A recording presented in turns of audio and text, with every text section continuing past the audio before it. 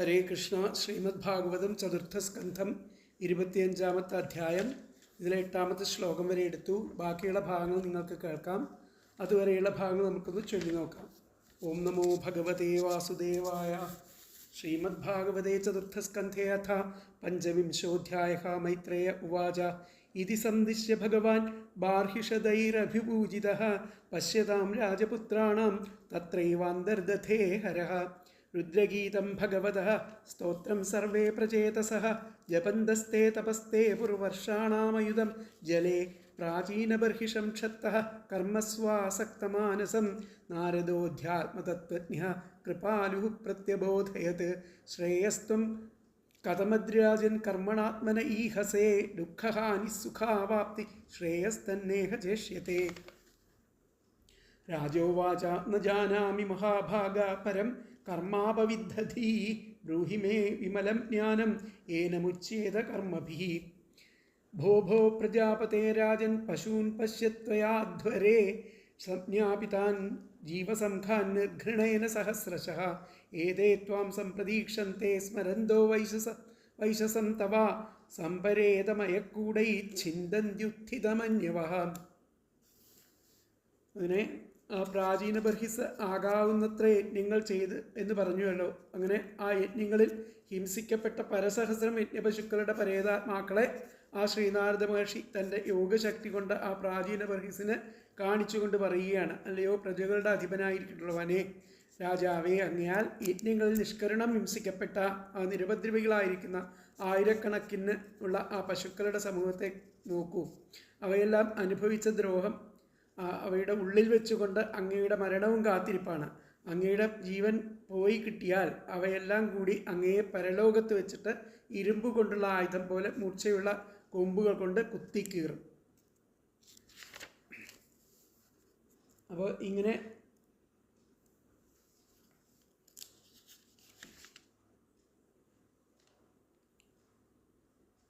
ശ്രീനാരദ മഹർഷി യജ്ഞങ്ങൾക്ക് തീരെ എതിരാണ്. യജ്ഞത്തിന് പശുവാലംബനത്തെ പറ്റിയിട്ട് ആചാര്യന്മാർക്ക് ഭിന്ന അഭിപ്രായമാണുള്ളത്. ആ ശ്രീനാരദ മഹർഷിയാണെങ്കിൽ ആ യജ്ഞങ്ങൾക്ക് തീരെ എതിരാണ്. രാജസൂയ സദസ്സിൽ വെച്ചിട്ട് യുധിഷ്ഠിരനോട് പറയണ്ട. ഹിംസ്രം ദ്രവ്യമയം കാമ്യം അഗ്നിഹോത്രാദ്യ ശാന്തിതം. പശുവാലംബനം ഹിംസയല്ലെന്ന് ബ്രഹ്മസൂത്ര ഭാഷ്യത്തിലുണ്ട്. എന്നാലും അശുദ്ധമിതിച്ചെന്ന ശബ്ദാത് എന്ന വേദാന്ത സൂത്രത്തിൻ്റെ ഭാഷ്യത്തിൽ നനു ന ഹിംസ്യാർ സർവാഭൂതാനി ഇതി ശാസ്ത്രമേവ ഭൂതവിഷയാം ഹിംസാമധർമ്മ ഇത്യവഗമയതി. ബാഠം ഉത്സർഗസ്തു സഹ അപവാദോഗ്നിഷോമീയം പശുമാലഭയത ഇതി. യാതൊരു ജീവികളെയും ഹിംസിക്കരുതെന്ന പ്രമാണം സാധാരണ വിധിയാണ്. യജ്ഞത്തിലെ പശുവാലംബനം അപവാദമാണ്. അതിനാൽ പശുവാലംബനം ഹിംസയാകുന്നില്ല. ഭാഗവതത്തിലും യത് ഘ്രാണ ഭക്ഷോ വിഹിത സുരയാസ്തഥാ പശോരാലംബനം ന ഹിംസ എന്നൊക്കെ പറയുന്നുണ്ട്. യജ്ഞാർത്ഥം പശവഃ സൃഷ്ടാ സ്വയമേവ സ്വയംഭുവ യജ്ഞസ്യ ഭൂത്യൈ സർവസ്യ തസ്മാദ് യജ്ഞേ വധോവധഃ. മനുസ്മൃതിയിൽ പറയുന്നുണ്ട്. സർവപ്രായശ്ചിത്തമാണ് അശ്വമേധം എന്നൊക്കെ. ഓ അശ്വമേധേന യജതേ സർവ ഏവ ഭവതി സർവസ്യ വാ ഏഷാ പ്രായശ്ചിത്തി സർവസ്യ ഭേഷജം. ഇങ്ങനെ ഉപരിചര വസു എന്ന് പറഞ്ഞിട്ടുള്ള ഒരു വസു ആ പശുവാലംബനം കൂടാതെ അശ്വമേധം കഴിച്ചതായിട്ട് വിഷ്ണു ഭഗവാൻ അങ്ങനെ നേരിട്ട് വന്നിട്ട് ആ പുരോടാശ്വം സ്വീകരിച്ചതായിട്ട് മഹാഭാരതത്തിൽ കഥയുണ്ട്. അപ്പോൾ ന തത്ര പശുഘാതോ ഭൂത് സ രാജൈവം സ്ഥിതോ ഭവത് പ്രീതസ്തതോസ്യ ഭഗവാൻ ദേവദേവ പുരാതനഃ സാക്ഷാത്തം ദർശയാമാസ. ശാന്തിപർവ്വത്തിൽ പറയും. യജ്ഞത്തിൽ ഹിംസയെപ്പറ്റി ചിന്തിച്ചാൽ പോലും ആപൽക്കരമാണെന്ന് കാണിക്കുന്ന ഒരാഖ്യാനം അത് ശ്രീനാരദ മഹർഷി തന്നെ പറയുന്നതായിട്ട് ആ ഭാരതത്തിൽ കാണാം. ഹിംസാരഹിതമായിരിക്കുന്ന യജ്ഞമേ സ്വർഗപ്രാപ്തിക്ക് ഉതകൂ എന്ന് ഋഗ്വേദം പറയുന്നുണ്ട്. അഗ്നേ യം യജ്ഞമധ്വരം വിശ്വതഃ പരിഭൂരസി സ ഇദ്ദേവേഷു ഗച്ഛതി. യം അധ്വരം യജ്ഞം ഹിംസാരഹിതം യജ്ഞം സർവാസു ദിക്ഷു പരിതഃ പ്രാപ്തവാൻ യജ്ഞ ഏവ ദേവാൻ പ്രാപ്നോതി. അപ്പോൾ ഇങ്ങനെ പരസ്പര വിരുദ്ധങ്ങളായിട്ടുള്ള പ്രമാണങ്ങൾ സിദ്ധിക്കുന്നത് യജ്ഞത്തിൽ പശുവാലംബനം അനുവദനീയം ആണെങ്കിലും അത് ആശാസ്യം അല്ല എന്നുള്ളതാണ്. പശുവാലംബനം തെറ്റാണെന്ന് പറഞ്ഞുകൂടാ, എന്നാൽ അത് കൂടാതെ കഴിക്കുന്നതാണ് ഉത്തമം. ആ സ്ഥിതിക്ക് പശുവാലംബനത്തോടു കൂടിയ അനേകം യജ്ഞങ്ങൾ ജീവിതകാലം മുഴുവൻ തുടരെ നടത്തുന്നത് ആപൽക്കരം തന്നെയാണെന്ന് കാണിക്കാൻ വേണ്ടിയിട്ടാണ് നാരദൻ അദ്ദേഹത്തെ ഉപദേശിച്ചത്. അതിന് ഉപോത്ബലകമായിട്ട് ഒരു കഥ ഇവിടെ പറഞ്ഞു കൊടുക്കണം. അടുത്ത ശ്ലോകത്തിൽ അതാണ് പറയുന്നത്. അത്ര തേ കഥയിഷ്യേമും ഇതിഹാസം പുരാതനം പുരഞ്ജരസ്യ ചരിതം നിബോധ ഗതതോ മമ. 9ാമത്തെ ശ്ലോകം. അത്ര തേ കഥയിഷ്യേമും ഇതിഹാസം പുരാതനം പുരഞ്ജനസ്യ ചരിതം നിബോധ ഗതതോ മമ. അപ്പോൾ ഈ സന്ദർഭത്തിന് അനുയോജ്യമായിട്ട് ഒരു വളരെ പുരാതനമായിട്ടുള്ള ഒരു ചരിത്രകഥയെ, ആ പുരഞ്ജനൻ്റെ ആ ചരിത്രത്തെ പറഞ്ഞു തരാം എന്ന് പറയുകയാണ് ആ നാരദ മഹർഷി. അത് കേട്ട് ധരിച്ചാലെന്ന് പറയുക. എന്തുകൊണ്ടാണ് ഈ കർമ്മമാർഗം അത്ര ശരിയല്ല എന്ന് പറയുന്നത് എന്നുള്ളതിന് ഉപോത്ബലകമായിട്ട് ഒരു കഥ പറഞ്ഞു കൊടുക്കുകയാണ്. അത്ര തേ കഥയിഷ്യേമും ഇതിഹാസം പുരാതനം പുരഞ്ജനസ്യ ചരിതം നിബോധ ഗതതോ മമ. അത്ര എന്ന് പറഞ്ഞു കഴിഞ്ഞാൽ ആ സന്ദർഭത്തിന് അനുയോജ്യമായിട്ട് അമും ഈ പുരാതന ഇതിഹാസം ചരിത്രകഥയായിരിക്കുന്ന പുരഞ്ജനൻ്റെ ചരിതം ചരിത്രത്തെ തേ അങ്ങയ്ക്ക് കഥയിഷ്യെ പറഞ്ഞു തരാം. മമ ഗതതഃ ഞാൻ പറഞ്ഞു തരവേ നിബോധ കേട്ടു ധരിച്ചാലും. ഒന്നുകൂടി പറയാം വാക്കുകളെ. അത്ര ഈ സന്ദർഭത്തിന് അനുയോജ്യമായിരിക്കുന്ന അമും ഈ പുരാതനം വളരെ പഴയ ഇതിഹാസം ചരിത്രകഥയായിരിക്കുന്ന പുരഞ്ജനൻ്റെ ചരിതം ചരിത്രത്തെ തേ അങ്ങയ്ക്ക് കഥയിഷ്യെ പറഞ്ഞു തരാം. മമ ഗതതഃ ഞാൻ പറഞ്ഞു തരവേ നിബോധ കേട്ടു ധരിച്ചാലും. അപ്പം ഇതിലത്തെ അന്വയം വന്നിട്ട് അത്ര അമും പുരാതനം ഇതിഹാസം പുരഞ്ജനസ്യ ചരിതം തേ കഥയിഷ്യെ മമ ഗതതഃ നിബോധ. എന്നോട് പറയാം. അത്ര അമും പുരാതനം ഇതിഹാസം പുരഞ്ജനസ്യ ചരിതം തേ കഥയിഷ്യെ മമ ഗതതഃ നിബോധ. ഈ സന്ദർഭത്തിന് അനുയോജ്യമായിരിക്കുന്ന വളരെ പഴയ പുരാതനമായിരിക്കുന്ന ഒരു ചരിത്രകഥയായിരിക്കുന്ന ആ പുരഞ്ജനൻ്റെ ചരിത്രത്തെ അങ്ങയ്ക്ക് പറഞ്ഞു തരാം. ഞാൻ പറഞ്ഞു തരവേ അത് അങ്ങ് കേട്ട് ധരിച്ചാലും. അങ്ങയ്ക്ക് ആ ഇപ്പോഴുള്ള സങ്കടത്തിൽ നിന്നും മോചനം ലഭിക്കാനുള്ളൊരു മാർഗം ഒരു കഥാരൂപേണ പറഞ്ഞു തരാം എന്നാണ് പറയുന്നത്. പുരഞ്ജനൻ എന്ന ഒരാളുടെ കഥയാണത്. ഞാൻ പറയവേ അതിലൂടെ ആ തത്വങ്ങൾ മനസ്സിലാക്കിയിട്ട് പ്രയോഗത്തിൽ കൊണ്ടുവന്നാൽ അങ്ങയ്ക്ക് ആ പരമമായിരിക്കുന്ന ശ്രേയസ് ലഭിക്കും എന്ന് പറയും. പുരഞ്ജന ചരിത്രം പ്രതീകാത്മകം മാത്രം ആണെന്നാണ് ചിലരുടെയൊക്കെ മതം, ആചാര്യന്മാരുടെ മതം. ഇവിടെ മുതൽ ആ 28ാമത്തെ അധ്യായമടക്കം പുരഞ്ജന ചരിത്രമാണ്. തുടർന്നുള്ള അധ്യായത്തിൽ ആ കഥയിൽ അടങ്ങിയിരിക്കുന്ന തത്വങ്ങളെ പ്രതിപാദിക്കുകയാണ് ചെയ്യുന്നത്. എന്നാൽ 29ാമത്തെ അധ്യായത്തിൽ അതുവരെയുള്ള എല്ലാറ്റിൻ്റെയും പരോക്ഷമായിരിക്കുന്ന അർത്ഥം പറയായികയാൽ അതുവരെയുള്ള ആ ഭാഗങ്ങളിൽ തന്നെ കുറേശ്ശെയായിട്ട് തത്വങ്ങളും പ്രതിപാദിക്കുകയെന്ന ആ രീതിയാണ് ആ ശ്രീധരാചാര്യ സ്വാമികളും മറ്റും സ്വീകരിച്ചിരിക്കുന്നത്. ഇവിടെയും അപ്രകാരം ചെയ്യാം. അപ്പോൾ പുരഞ്ജനോപാഖ്യാനത്തിൽ ആ സമാസോക്തി എന്ന അലങ്കാരം അത് ആവശ്യമില്ല നമുക്ക്. അപ്പോൾ പ്രസിദ്ധം ആയിരിക്കുന്ന ഒരു വസ്തുവിനെ വർണ്ണിക്കുമ്പോൾ അതിൻ്റെ അതേ ധർമ്മങ്ങളോട് കൂടിയിരിക്കുന്ന അപ്രസിദ്ധമായ ഒന്നിൻ്റെ വർണ്ണന കൂടി ആയി വരുന്ന അലങ്കാരം, അതാണ് ഈ പുരഞ്ജനോപാഖ്യാനത്തിൻ്റെ വർണ്ണനയിൽ ഉപയോഗിച്ചിരിക്കുന്നത്. അപ്പോൾ നമുക്ക് നോക്കാം. ആ 16 ഇതിൻ്റെ അന്വയം പറഞ്ഞു, അന്വയാർത്ഥവും പറഞ്ഞു. അന്വയാർത്ഥം പറഞ്ഞു. ഇനി ഇതിൽ ശ്ലോകത്തിൻ്റെ ഒന്നും കൂടി പറയാം.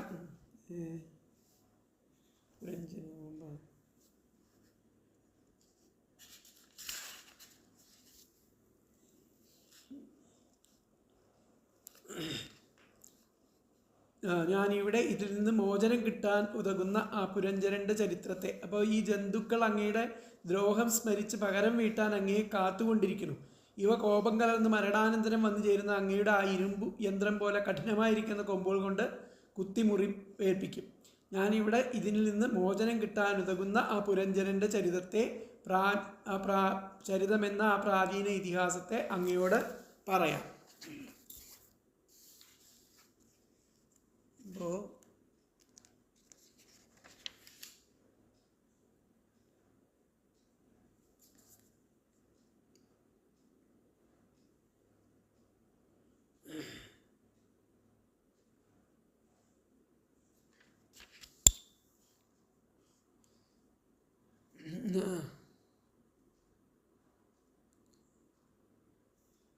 ഇവ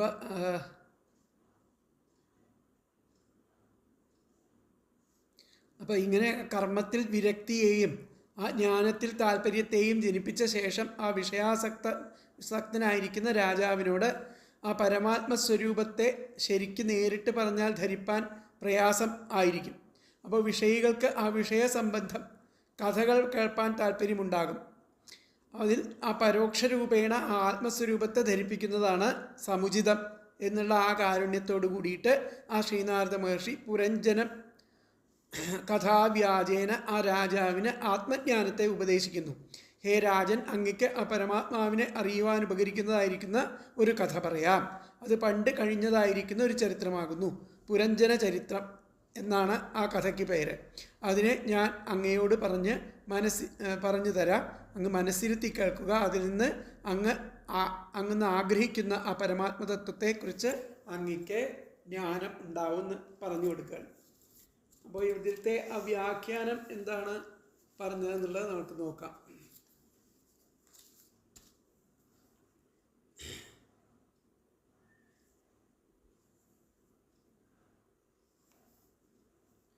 വ്യാഖ്യാനത്തിൽ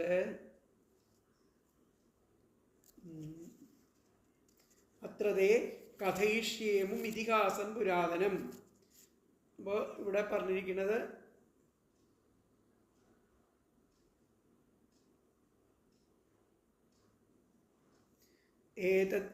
ഏതത് വിഷയേ, ഈ പറഞ്ഞ വിഷയത്തിൽ തവ അങ്ങയ്ക്ക് പുരഞ്ജന സംജ്ഞകരാജചരിത രൂപം ഇതിഹാസം.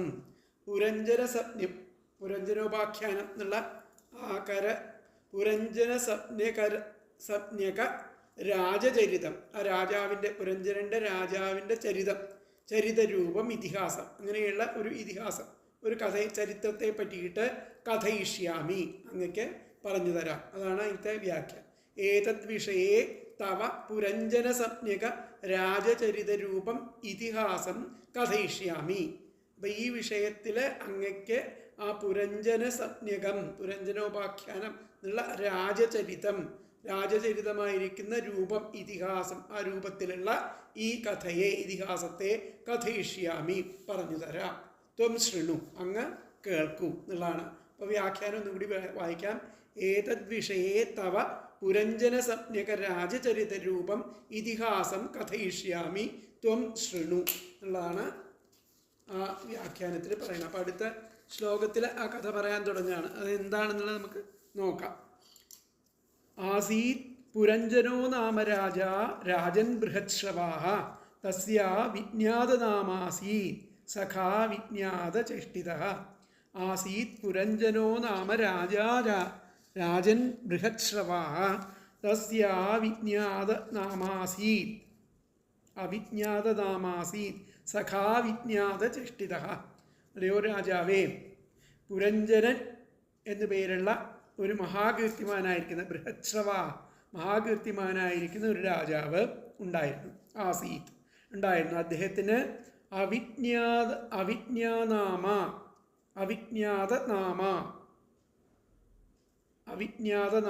എന്ന് പറഞ്ഞു കഴിഞ്ഞാൽ അറിയപ്പെടാത്ത പേരോട് കൂടിയിട്ടുള്ള, അവിജ്ഞാതനാമ അറിയാത്ത പേരോട് കൂടിയിട്ടുള്ള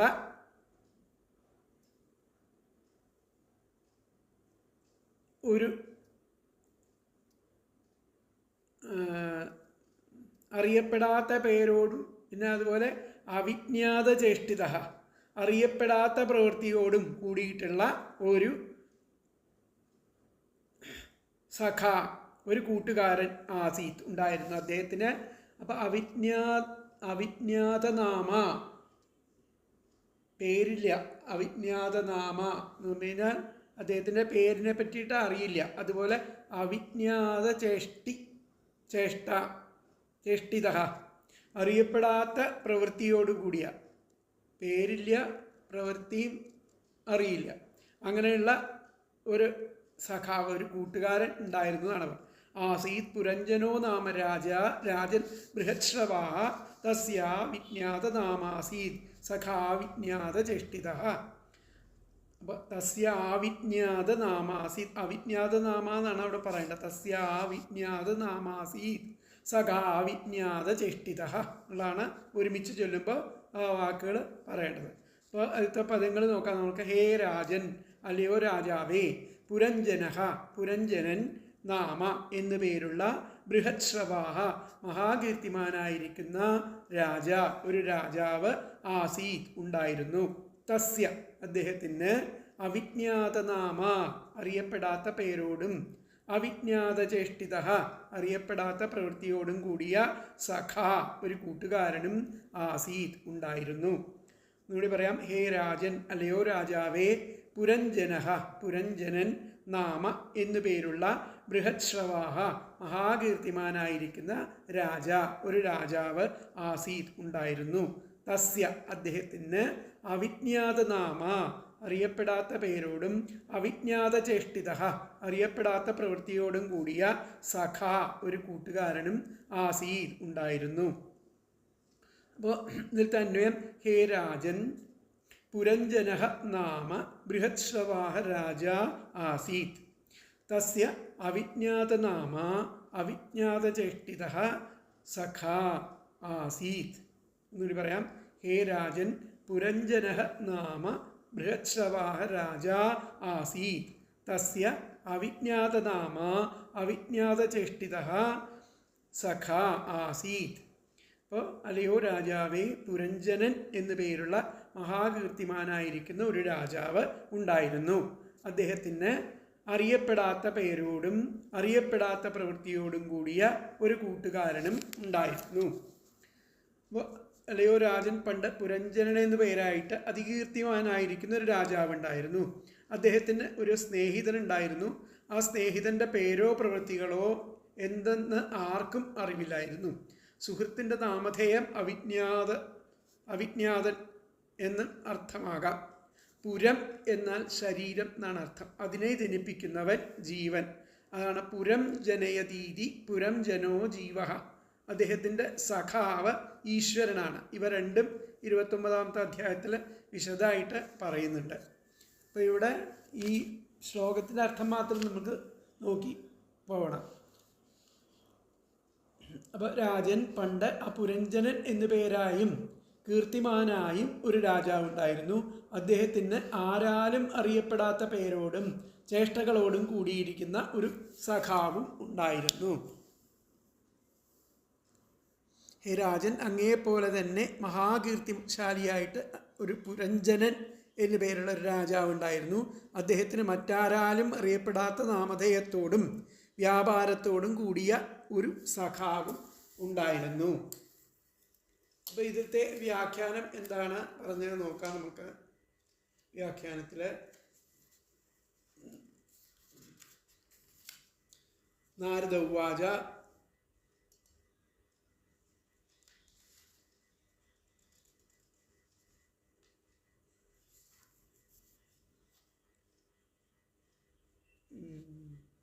ഹേ രാജൻ, കശ്ചിൽ ഒരിക്കൽ പുരഞ്ജനോ നാമ രാജ ആസീൽ. ഒരിക്കൽ പുരഞ്ജനൻ എന്നു പേരോടുകൂടിയ ഒരു രാജാവ് ഉണ്ടായിരുന്നു. യസ്യ അവിജ്ഞാതനാമ സഖാ ആസീത്. അദ്ദേഹത്തിന് അവിജ്ഞാതനാമ എന്നു പേരോടുകൂടിയ ഒരു സഖാവ് ഉണ്ടായിരുന്നു. ഇത്രയേ അതിൽ പറഞ്ഞിട്ടുള്ളൂ. ഒന്നുകൂടി പറയാം. ഹേ രാജൻ, അല്ലയോ രാജൻ, കശ്ചിൽ ഒരിക്കൽ പുരഞ്ജനോ നാമ പുരഞ്ജനൻ എന്നു പേരുള്ള രാജ ആസീൽ ഒരു രാജാവ് ഉണ്ടായിരുന്നു. യസ്യ അദ്ദേഹത്തിന് അവിജ്ഞാതനാമ ആർക്കും അറിയപ്പെടാൻ പറ്റാത്ത ഒരു പേരോട് കൂടിയിരിക്കുന്ന ഒരു സഖാവ് ആസീൽ ഉണ്ടായിരുന്നു. അപ്പോൾ വ്യാഖ്യാനം ഇത്രയേ ഉള്ളൂ. ഹേ രാജൻ, കശ്ചിൽ പുരഞ്ജനോ നാമ രാജാസീൽ യസ്യാ വിജ്ഞാതനാമ യസ്യ അവിജ്ഞാതനാമ സഖാ ആസീൽ. ഇതാണ് 10ാമത്തെ ശ്ലോകത്തിൻ്റെതായിരിക്കുന്ന ആ വ്യാഖ്യാനം. അടുത്ത ശ്ലോകം നോക്കാം. 11ാമത്തെ ശ്ലോകം. സോന്വേഷമാണ് ശരണം ബഭ്രാമ പൃഥിവീം പ്രഭു നാനുരൂപം യഥാ വിന്ദദഭൂത് സ വിമന ഇവ. സോന്വേഷമാണ് ശരണം ബഭ്രാമ പൃഥിവീം പ്രഭു നാനുരൂപം യഥാ വിന്ദദഭൂത് സ വിമന ഇവ. പ്രഭു യോഗ്യനായിരിക്കുന്ന അദ്ദേഹം, പുരഞ്ജനൻ എന്ന് പറയുന്ന ആള് വളരെ യോഗ്യനായിരിക്കുന്ന അദ്ദേഹം ശരണം ആ ആശ്രയസ്ഥാനം അന്വേഷിച്ചുകൊണ്ട്, സോന്വേഷമാണ് അദ്ദേഹം ആ ആശ്രയസ്ഥാനം അന്വേഷിച്ചുകൊണ്ട് പൃഥിവീം നാട് നീളെ ബഭ്രാമ അദ്ദേഹത്തിന് ആരെങ്കിലും ഒരാശ്രയം വേണം എന്നുള്ള നിലയ്ക്ക് നാട് നീളെ അന്വേഷിച്ചുകൊണ്ട് അങ്ങനെ ചുറ്റി നടക്കുകയാണ്. അനുരൂപമായത് കിട്ടാതായപ്പോൾ അദ്ദേഹത്തിന് അദ്ദേഹം മനസ്സുമെടുത്തവനെ പോലെ ആയി. സോന്വേഷമാണ് ശരണം ബഭ്രാമ പൃഥിവീം പ്രഭു. അദ്ദേഹം ആരെങ്കിലും യോഗ്യനായിരിക്കുന്ന ഒരാൾ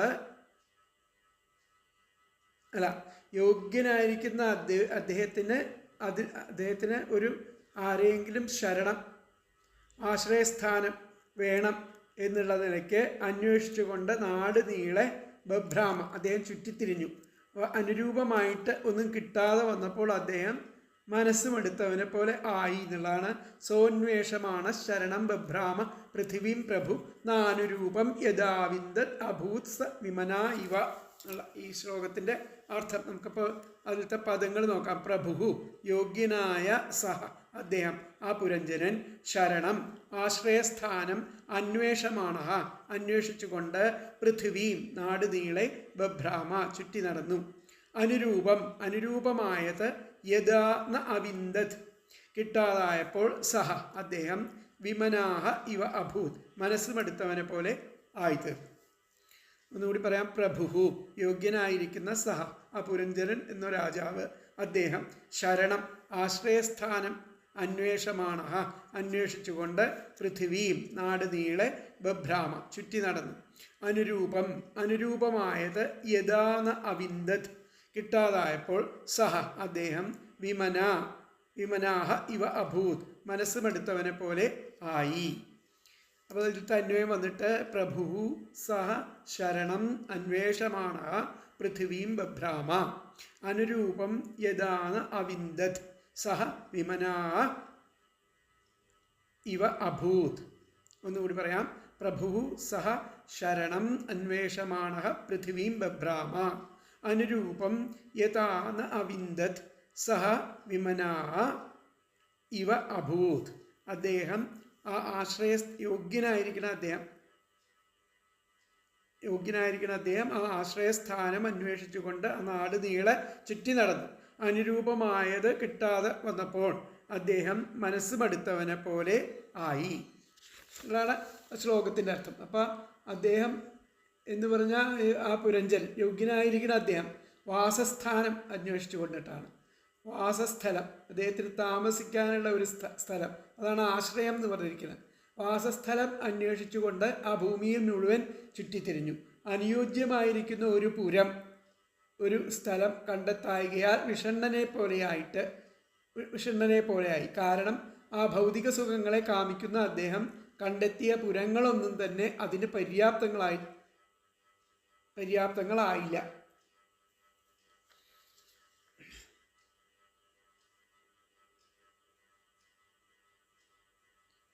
അദ്ദേഹം എന്ന് പറഞ്ഞാൽ പുരഞ്ജനൻ എന്നാണ് അവിടെ അർത്ഥം.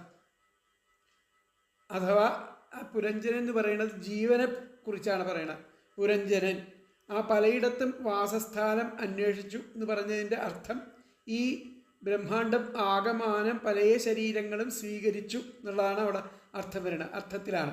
അപ്പോൾ മനുഷ്യ ശരീരം ഒഴികെയുള്ളവയൊന്നും ഉള്ളവയെന്നാണ്, മനുഷ്യ ശരീരം ഒഴികെയുള്ളവയെന്നാണ് അർത്ഥം. അങ്ങനെയുള്ള ശരീരങ്ങളിലൊക്കെ പോയിട്ട് അദ്ദേഹം തൻ്റെ ആശ്രയം സ്ഥാനമായിട്ട് അതിനെ അന്വേഷിച്ച് നടന്നു. അങ്ങനെ സഖാവായിരിക്കുന്ന ആ ഈശ്വരൻ്റെ സഹായം തേടാതെ ജീവൻ മനുഷ്യേതര യോനികളിൽ അങ്ങനെ ജനിച്ച് സഞ്ചരിക്കുകയാണ്. അതിലൊന്നും സുഖം കണ്ടെത്തിയില്ല അദ്ദേഹം.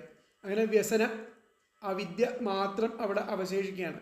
അത്തരം ജന്മങ്ങളിലെ ആ ഭോഗസുഖങ്ങൾ ആത്മസംതൃപ്തിക്ക് പര്യാപ്തം ആയതല്ല. അണ്ടജങ്ങൾ, ഉദ്ഭിജങ്ങൾ, സ്വേദജങ്ങൾ, ജരായുജങ്ങൾ, ഇങ്ങനെ 4 വിധത്തിലുള്ള ഇനത്തിലും പെട്ടിട്ടുള്ള സൃഷ്ടികൾ. ഇത് 21 ലക്ഷം വീതം, ആകെ 84 ലക്ഷം തരത്തിലുള്ള ആ ജീവജാലങ്ങളുണ്ടെന്നാണ് ഗരുഡപുരാണത്തിൽ പറയുന്നത്.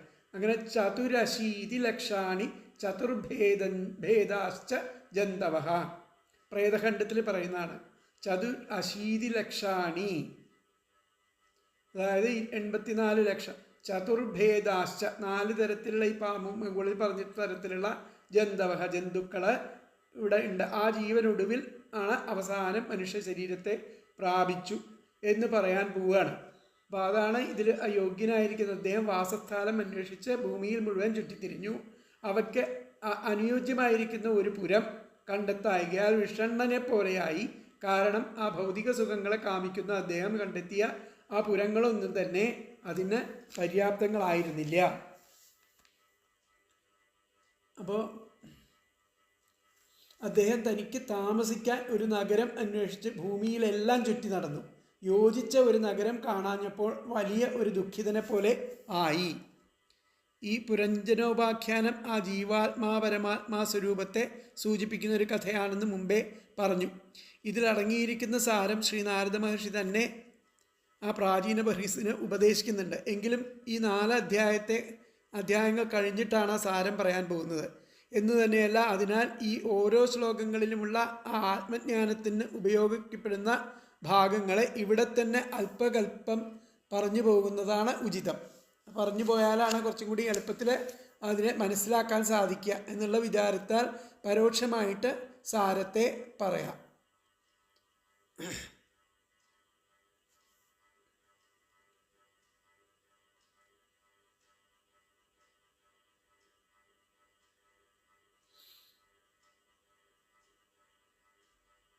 അപ്പോൾ ഈ കഥയിൽ 2 അംശം ആണ് അടങ്ങിയിരിക്കുന്നത്.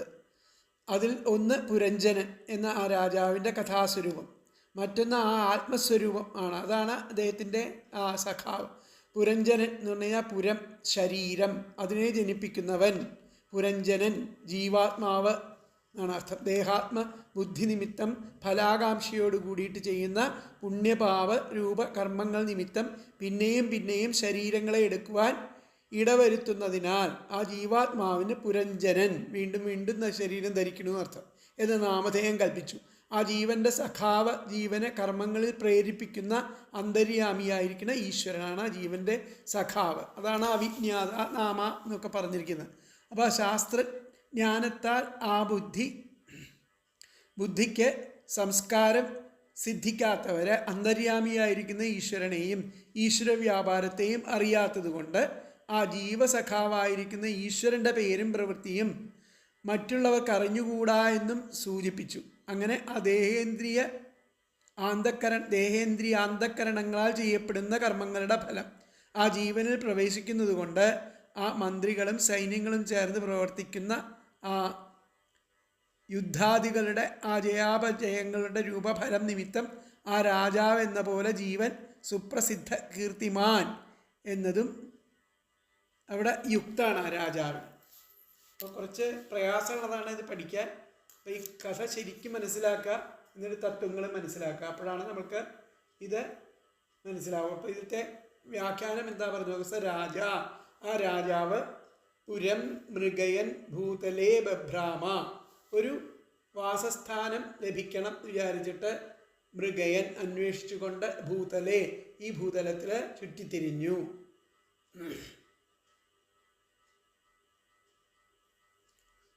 അങ്ങനെ യാവത്യഹ, എവിടെയൊക്കെ അന്വേഷിച്ചു, സർവാഹ സ സാധു നമേനെ, അതൊന്നും അദ്ദേഹത്തിന് അനുയോജ്യമായിട്ട് തോന്നിയില്ല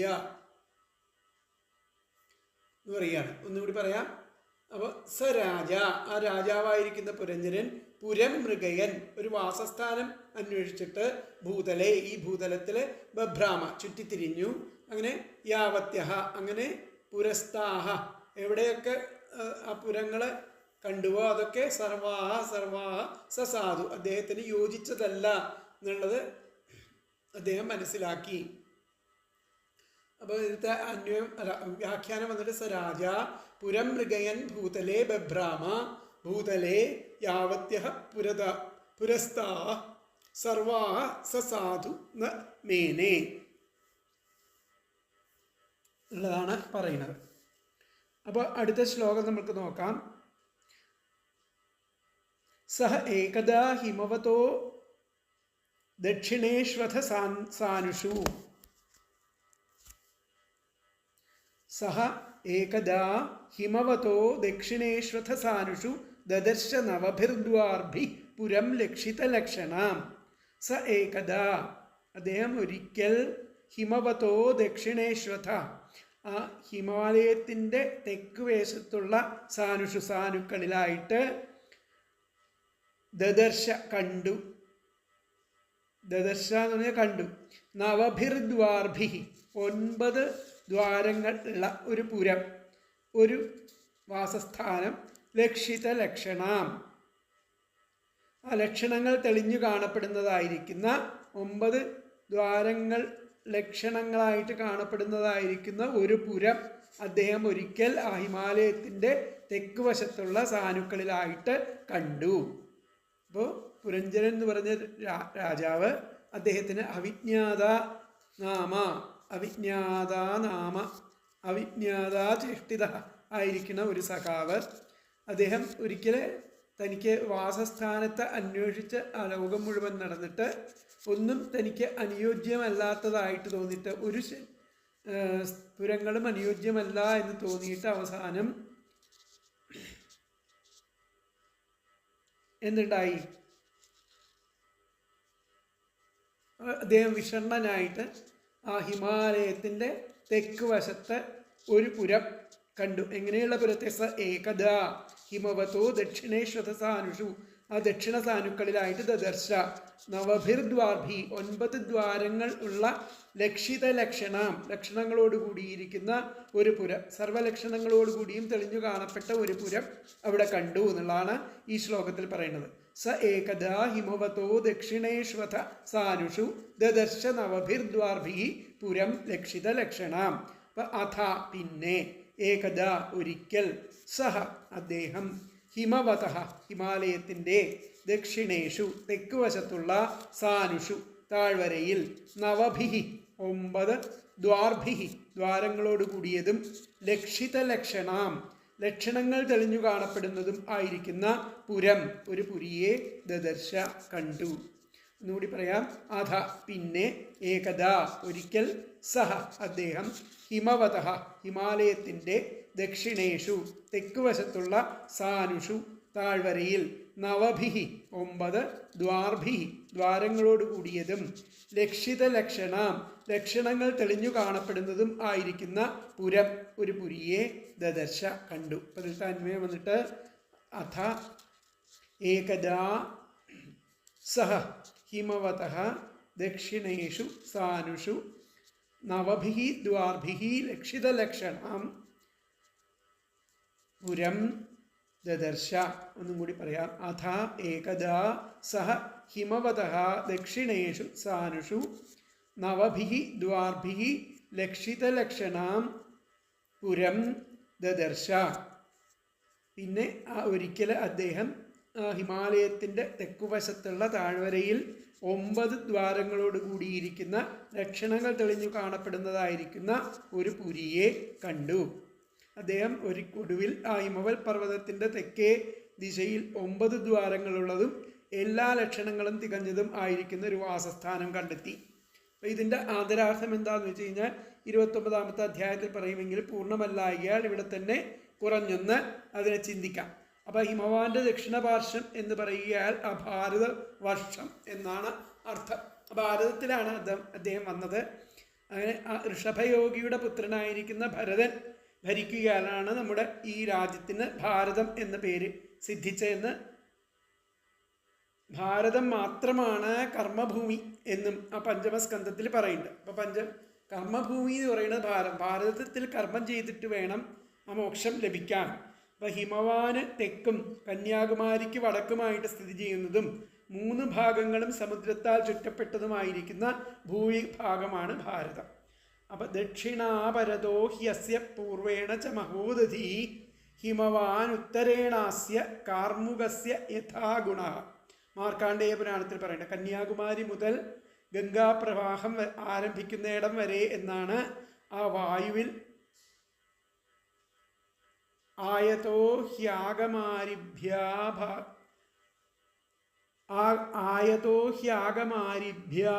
ഗംഗാപ്രഭവാച്ച വൈ വായുപുരാണത്തിൽ പറയുന്നുണ്ട്. ആയതസ്തു കുമാരീതോ ഗംഗായാ പ്രവാഹാവധീ എന്ന് മത്സ്യപുരാണത്തിൽ പറയുന്നുണ്ട്. അങ്ങനെ ആ സ്വർഗാപവർഗങ്ങൾ ലഭിക്കാനുതകുന്ന ഭൂവിഭാഗം, അതായത് കർമ്മക്ഷേത്രമായിരിക്കുന്ന ഭാരതം എന്ന് ആ വിഷ്ണുപുരാണത്തിൽ പറയുന്നുണ്ട്. കർമ്മഭൂരിയം സ്വർഗമപവർഗം ച ഗച്ഛതാം. ആ ഭാരതത്തിൽ മനുഷ്യജന്മം സിദ്ധിപ്പാൻ ദേവന്മാർ പോലും പ്രാർത്ഥിക്കുകയും ചെയ്യുന്നുണ്ടെന്ന് ഗരുഡപുരാണത്തിലുണ്ട്. ഗായന്തി ദേവാഹ കില ഗീതകാനി ധന്യാസ്തു യേ ഭാരതഭൂമിഭാഗേ സ്വർഗാപവർഗസ്യ ഫലാർജനായ ഭവന്തി ഭൂയ പുരുഷാ സുരത്വാത്. ഭാഗവതത്തിലെ 5-ാമത്തെ സ്കന്ധത്തിലെ 19-ാമത്തെ അധ്യായത്തിൽ 21-ാമത്തെ ശ്ലോകത്തിൽ ഇതുപോലെ പറയുന്നുണ്ട്. ഒരു ഭൂപ്രദേശം കർമ്മഭൂമിയാകണം എങ്കിൽ അവിടം യജ്ഞാർഹമായിരിക്കണം. ഇതിൻ്റെ ആ മാനദണ്ഡം അവിടുത്തെ കാടുകളിൽ കൃഷ്ണമൃഗമുണ്ടോ എന്നതാണ് നോക്കേണ്ടത്. കൃഷ്ണമൃഗമുള്ള സ്ഥലത്താണ് ആ യജ്ഞഭൂമിയായിട്ട് നമ്മൾ ധരിക്കേണ്ടത്. അപ്പോൾ ഭാരതത്തിൽ അതുണ്ടെന്ന് ആ പരിഭാഷ പ്രകാരം ആഹിമവതഃ ആച കുമാര്യാ സിന്ധുർ വൈതരണീ നദീ സൂര്യസ്യോദയ പുരഃ യാവദ്വാ കൃഷ്ണമൃഗോ വിചരതി തത്ര ധർമ്മശ്ചതുഷ്പാദോ ഭവതി യസ്മിൻ ദേശേ മൃഗഃ കൃഷ്ണസ്തസ്മിൻ ധർമാൻ നിബോധത. എവിടെയാണോ കൃഷ്ണമൃഗമുള്ളത് അവിടെ ധർമ്മം ഉണ്ടെന്ന് ധരിക്കണം എന്നർത്ഥം. എന്ന ആ സ്മൃതിവാക്യത്തിൻ്റെ ഭാഷ്യത്തിൽ ആ കൃഷ്ണസാരോ മൃഗോ യസ്മിൻ ദേശേ സ്വച്ഛന്തം വിഹരതി തസ്മിൻ ദേശേ വക്ഷ്യമാണഹ ലക്ഷണം ധർമ്മ അനുഷ്ഠേയോ. അങ്ങനെയുള്ള സ്ഥലത്താണ് ആ കൃഷ്ണമൃഗം സഞ്ചരിക്കുന്ന സ്ഥലത്താണ് ധർമ്മം അനുഷ്ഠിക്കേണ്ടത്. ധർമ്മ അനുഷ്ഠേയ നാന്യത്രേത്യഭിപ്രായ എന്ന് വിജ്ഞാനേശ്വരനെ പോലെയുള്ള ആൾക്കാർ പറയുന്നുണ്ട്. ഭാരതമാകമാനം യജ്ഞാർഹമെന്ന് ആ മീമാംസകരും പ്രസിദ്ധി ഗ്രഹണത്വാച്ച ജൈമിനി മീമാംസ സൂത്രത്തിൻ്റെ ഭാഷ്യത്തിൽ പറയുന്നുണ്ട്.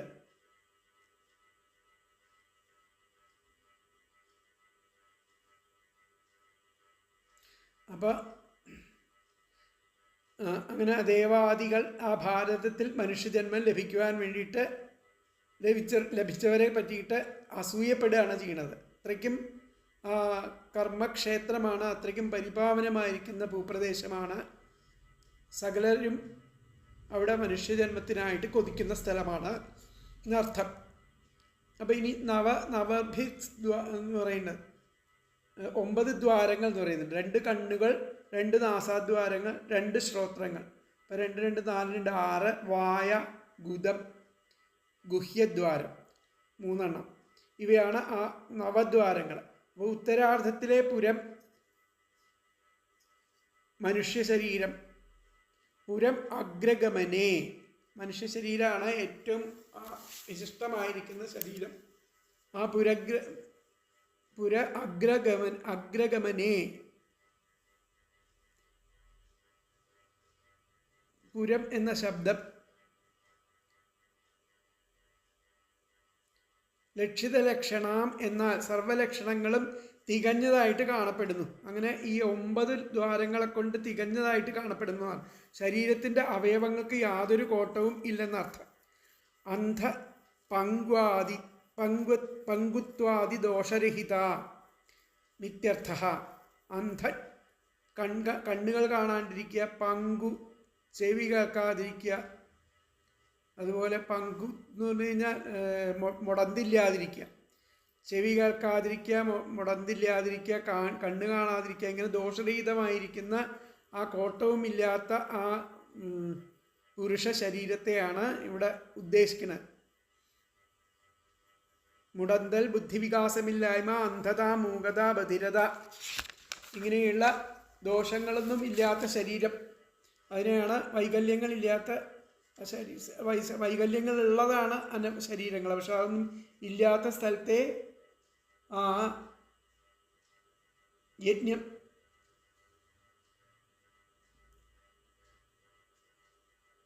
ത്തിന് അർഹമായ ആ ജീവനാവുന്നുള്ളൂ.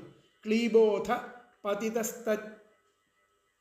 പതിതസ്തജ്ജ പങ്കുരുന്മത്തകോ ജഡഃ അന്ധോ ചികിത്സ്യരോഗാദ്യ ഭർത്തവ്യാഹ സ്യൂർനിരംശകാഹ. ഇങ്ങനെ എന്താണ് ആ ജീവന് വരുന്ന വൈകല്യങ്ങളെ പറ്റിയിട്ടാണ് പറയുന്നത്. അതിനാൽ ഇത്തരം യാതൊരു വൈകല്യങ്ങളും ഇല്ലാത്ത ഒരു മനുഷ്യ ശരീരമാണ് ജീവൻ കണ്ടെത്തിയത്, ആ പുരഞ്ജനൻ കണ്ടെത്തിയത് എന്നുള്ളതാണ് ഇവിടെ പറഞ്ഞിരിക്കുന്നത്. ഇവിടെ എല്ലാം സ്ത്രീലിംഗങ്ങൾ, സ്ത്രീ ശരീര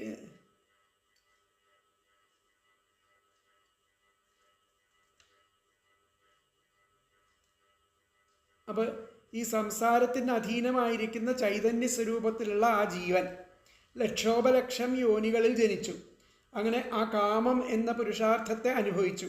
അല്പം അർത്ഥവും, തേനീച്ചകൾ തേൻ ശേഖരിക്കുന്നത് അർത്ഥമാണ്. ആ ധർമ്മമോക്ഷ മാർഗങ്ങൾ കണ്ടെത്തിയില്ല.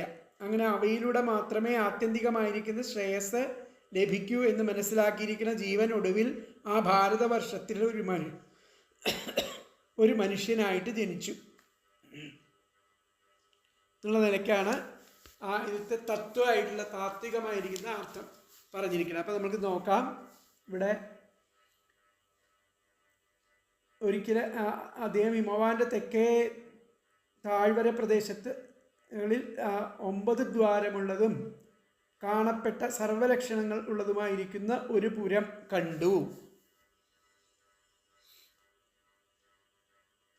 ആ രാജാവ് സർവത്തിനും സമർത്ഥൻ തന്നെയാണെങ്കിലും ആ വാസയോഗ്യമായിരിക്കുന്നൊരു സ്ഥാനം അന്വേഷിച്ചുകൊണ്ട് ഭൂമി മുഴുവനും സഞ്ചരിച്ചിട്ടും അനുരൂപ സ്ഥാനം ലഭിക്കാത്തതിനാൽ സന്തോഷമില്ലാത്ത മട്ടിലായി തീർന്നിരുന്നു. അപ്പോൾ ജീവാത്മാവ് ആ പുണ്യപാപങ്ങളെ അനുസരിച്ച് ആ 3 ലോകങ്ങളിലും ജനനമരണ രൂപേണ സഞ്ചരിച്ചു എന്നർത്ഥം. ഏതു ശരീരം സിദ്ധിച്ചാലും എല്ലാ ഭോഗങ്ങൾക്കും അനുസരിച്ച് ആയിട്ട് തോന്നിയില്ല. എന്നാൽ തീരെ വൈരാഗ്യം ഉണ്ടായിട്ടും ഇല്ല. അപ്പോൾ ശ്വാവായിട്ടോ പന്നിയായിട്ടോ ജനിച്ചാലും അവിടെയും വിഷയസുഖം ഉണ്ടെന്ന് വരികിൽ അതിൽ രമിക്കും. പരിശുദ്ധമായിരിക്കുന്ന ആനന്ദമില്ലാത്തതിനാൽ സംതൃപ്തി ഇല്ലാതെയും ഇരിക്കുന്നു. ഇതാണ് ആ ജീവന്റെ നില.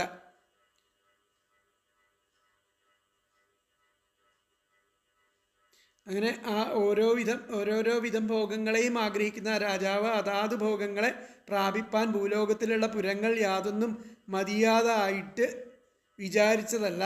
കാമാധീനനായിരിക്കുന്ന ജീവൻ ആ പശ്വാദി സകല ശരീരങ്ങളിലും അതൃപ്തനായി തന്നെയിരുന്നു. ആഗ്രഹം തന്നെ അതൃപ്തിക്ക് കാരണം. അപ്പോൾ പൂർണ്ണമായിരിക്കുന്ന വൈരാഗ്യം വരുന്നതുവരെ ജീവൻ സംതൃപ്തി അടയുകയില്ലെന്ന് സൂചിപ്പിക്കണം. അങ്ങനെ പല ദിക്കിലും സഞ്ചരിച്ചിട്ടും ഇഷ്ടം പോലെയുള്ള വാസസ്ഥാനം ലഭിക്കാത്തത് കൊണ്ട് അസന്തുഷ്ടനായിരിക്കുന്ന ആ രാജാവ് പിന്നെയും സഞ്ചരിച്ചു കൊണ്ടിരുന്നപ്പോൾ ഒരിക്കൽ ഹിമവാന്റെ തെക്കേ താഴ്വരയിൽ 9 മാർഗങ്ങളും ആഗ്രഹിച്ചിരുന്ന ആ ലക്ഷണങ്ങളും തികഞ്ഞിരിക്കുന്നതായിരിക്കുന്ന ഒരു വാസസ്ഥാനം കണ്ടു. അപ്പോൾ ആത്മപക്ഷത്തിൽ പറയുകയാണെങ്കിൽ ഹിമവാന്റെ തെക്കേ താഴ്വരകൾ എന്നത് ആ കർമ്മക്ഷേത്രമായിരിക്കുന്ന ഭാരതഖണ്ഡമാണ്. ആ 9 മാർഗങ്ങൾ എന്നത് മുഖത്തുള്ള 7 അധോഭാഗത്തുള്ള 2 കൂടെ 9 ദ്വാരങ്ങൾ. അങ്ങനെ ലക്ഷിത ലക്ഷണ എന്ന ആ ഇഹത്തിലും പരത്തിലുമുള്ള ആ സുഖങ്ങളെ സമ്പാദിപ്പാൻ ഉപകരിക്കുന്ന ആ ജ്ഞാനമുണ്ടാകുവാൻ അവകാശപ്പെട്ടിരിക്കുന്ന ആ മനുഷ്യ ശരീരം എന്ന് ഇവിടെ സൂചിപ്പിക്കണം.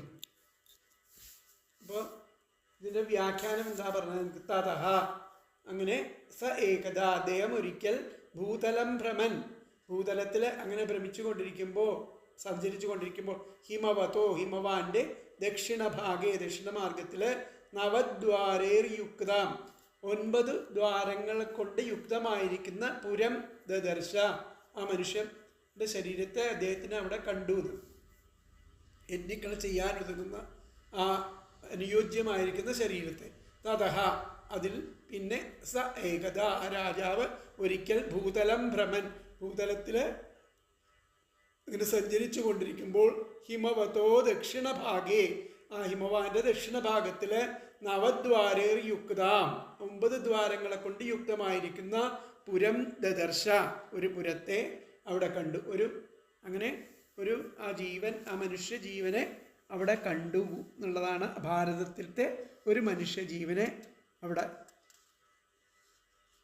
കണ്ടു എന്നുള്ളതാണ് ആ ശ്ലോകത്തിൽ പറഞ്ഞിരിക്കുന്നത്. ബാക്കിയുള്ള ഭാഗങ്ങൾ നമ്മൾക്ക് അടുത്ത ക്ലാസ്സിൽ നോക്കാം. വളരെ ശ്രദ്ധിച്ച് കുറേശ്ശെയായിട്ട് എല്ലാവരും മനസ്സിലാക്കുക. വളരെ പ്രധാനപ്പെട്ട ഭാഗമാണ് പുരഞ്ജനോപാഖ്യാനം. ഹരേ കൃഷ്ണ.